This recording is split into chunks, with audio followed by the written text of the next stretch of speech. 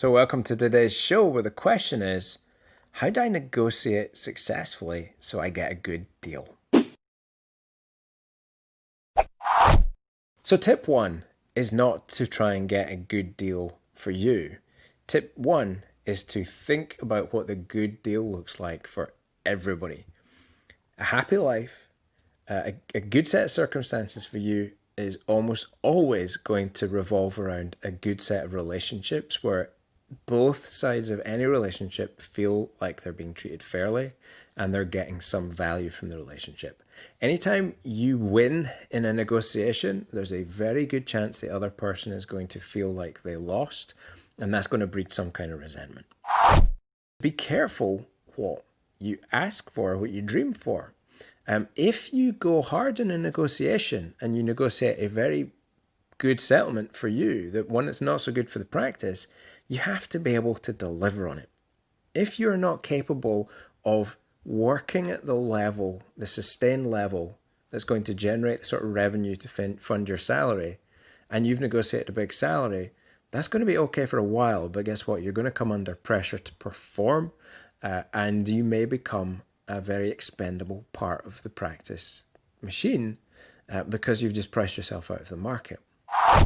When you're actually going into the negotiation, the thing to think about is, what do you actually need?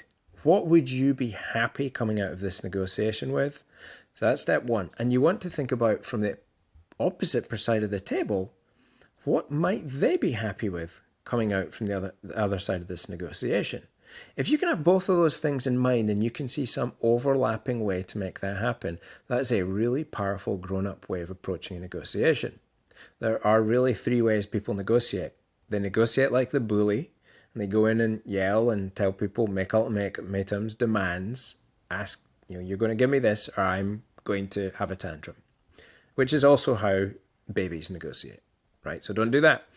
Option two is to negotiate like a toddler, and that's to go, well, I'll do this, but I'll only do it if you give me this in return. And option three is to go, what are you looking for? Here's what I need out of this. How can we make this work? Let's problem solve our way towards it, which as a veterinarian, you are inherently good at because you're a good problem solver. So what things can win?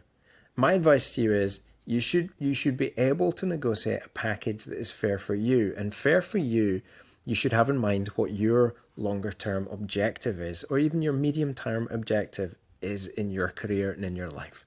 If your objective is going to require an awful lot of investment in learning and development, then you might want to negotiate for the practice to find this win-win situation where they pick up the tab for a lot more of your learning than they might do for somebody else.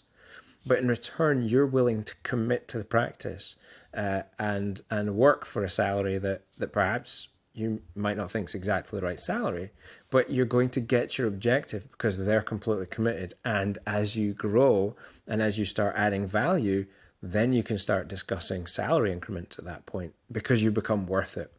That sort of approach is going to build a lot of trust between two parties.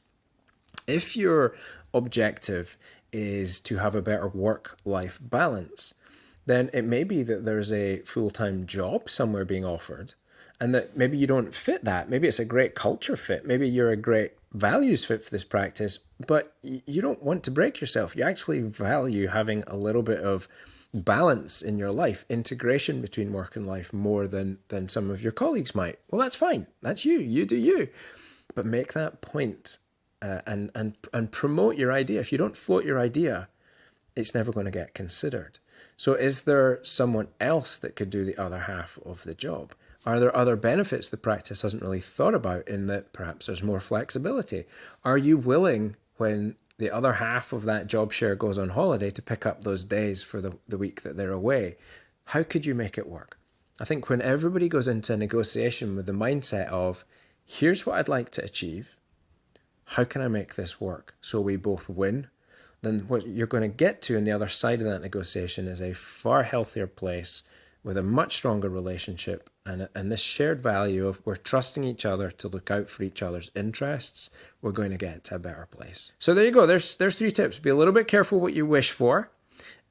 Choose your negotiating style carefully And when you enter the negotiation, do so with flexibility, with a win-win focused outcome, but think and know very clearly about what you need. What is your place that you're not willing to go back beyond, but that you really need to reach in order for this negotiation to be worth it for you? If you do those three things, I suspect your negotiations will go quite well. One final bonus tip. If you never ask, you will never get. Simple as that.